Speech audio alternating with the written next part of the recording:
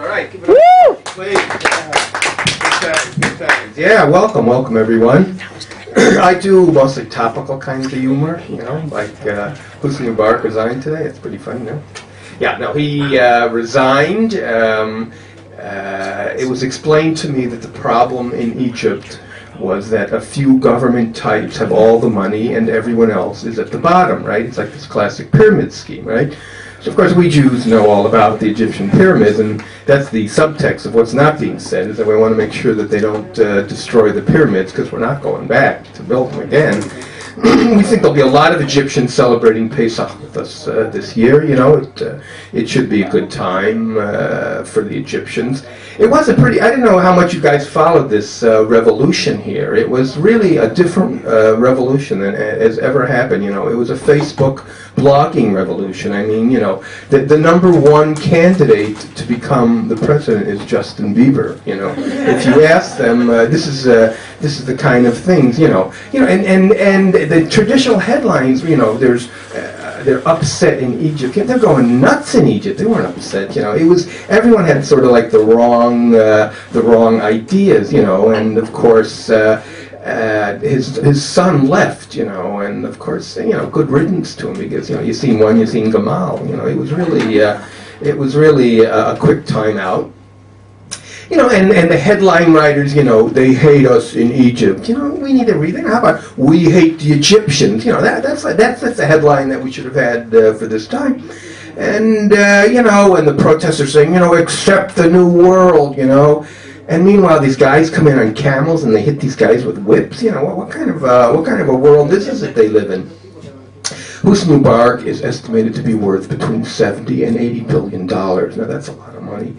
He claims, of course, that, and of course he'll be getting more now with his unemployment compensation, but he claims that he did it, you know, by filling his tires with air, and he shops over here in Givat Shul at Rami Levy. I don't know, you know, and I don't know exactly where he's going. I mean, there are a lot of potential jobs for a guy like him, you know. He's been looking at the classifieds for a ruthless dictator, you know, and with his, you know, intolerance and threatening personality, he'd be a natural on Fox News, you know. He would just be great there. Or even, I think if he did a hair makeover and he renamed himself, you know, Hosni Mubarak, I think that he could give Justin Hosni Mubarak, whatever. He could give him a run for his money. But anyway, he's there and we're here, and you know, hopefully it'll work out right. And of course, our friend in the last few days, Barack Obama, you know, Mr. Tone Deaf himself, says to Mubarak, you know, the time has come for you to say goodbye to the Egyptian people. Of course, so Mubarak says, you know, like, why? Where are they going? You know, I mean, Barack doesn't get it any better than Mubarak did, you know, and whatever. But of course, Obama's got his own problems, you know. He talks to these business types, you know, and he says, well, why don't you guys hire more workers, you know, and like, he just doesn't get it, that the only people who hire more workers that they don't need are the government, you know. He's just totally out of it, you know. And then, of course, he goes on, he had a press conference on YouTube, and he was asked 7,000 times, when are they going to legalize marijuana, right? And this is just by a guy named Chad out in Portland, you know. I mean, it's not so easy being president and listening to everybody out there. And of course, the usual is still a horrible weather story in the States. You know, there were 300,000 people in Washington without power, you know, and usually we call them Democrats, but it was like, you know, it was not a happy time for anybody there. And Joe Lieberman now is writing a book. Yeah, it's really awesome. He's writing a book entitled, you know, The Glory of the Sabbath, you know. I don't know how well it'll sell, but anyway, he is working on it 24/6, and it's hopefully going to be a big one for him.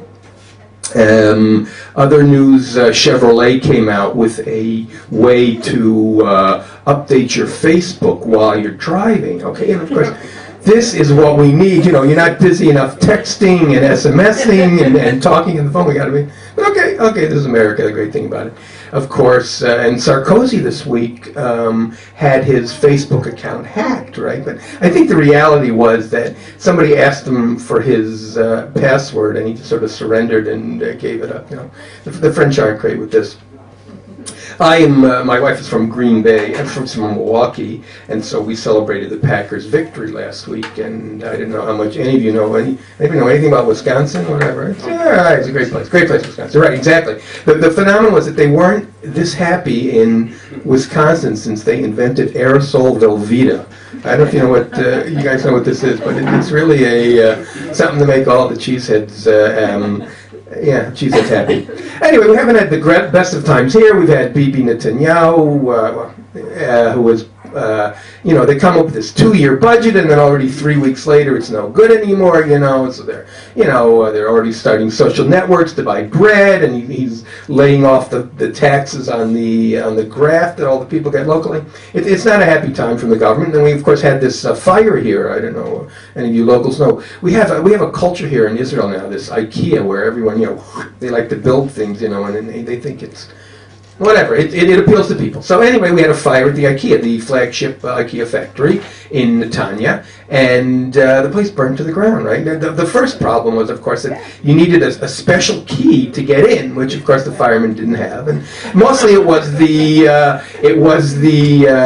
was started by these 2 Arab kids who couldn't read the how to assemble this nargila, right? So they just thought they'd trash the whole place. And the fire went along the line like everyone's supposed to do in an IKEA place. And there was all sorts of great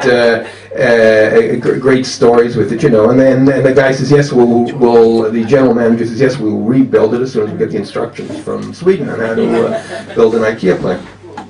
And he was happy. He saw how well everything burnt. We do have quality wood here in IKEA.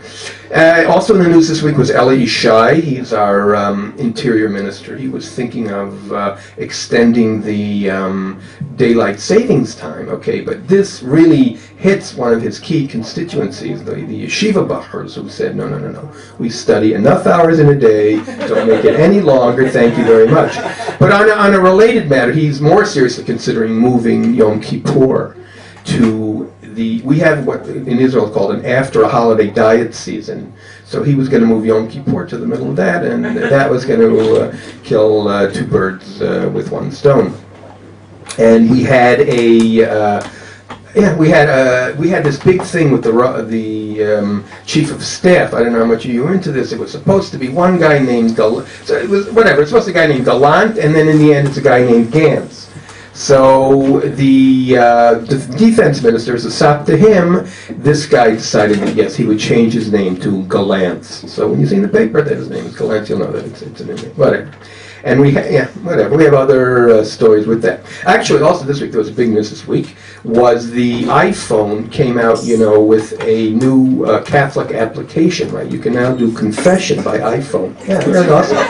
Yeah, it's great. Yeah. Not even my joke. But the better story is the Muslims weren't going to be outdone by this. So they came out with a Shahid application, right, which gives you both GPS and pedestrian congestion, so you know exactly where you want to go when you blow yourself up. So whatever.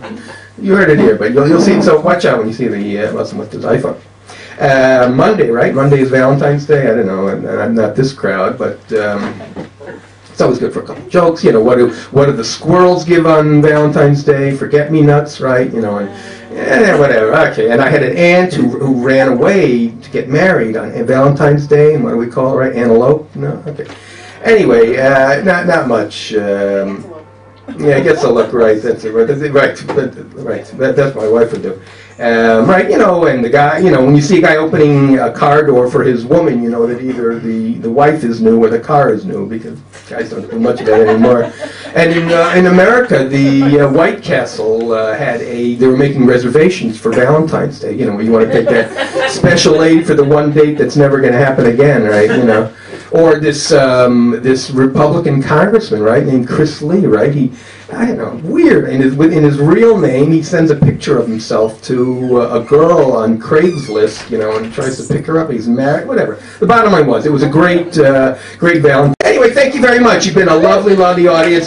Enjoy your birthday party. My name is Pinchas Levinson, Daily Slog on the internet. Thank you.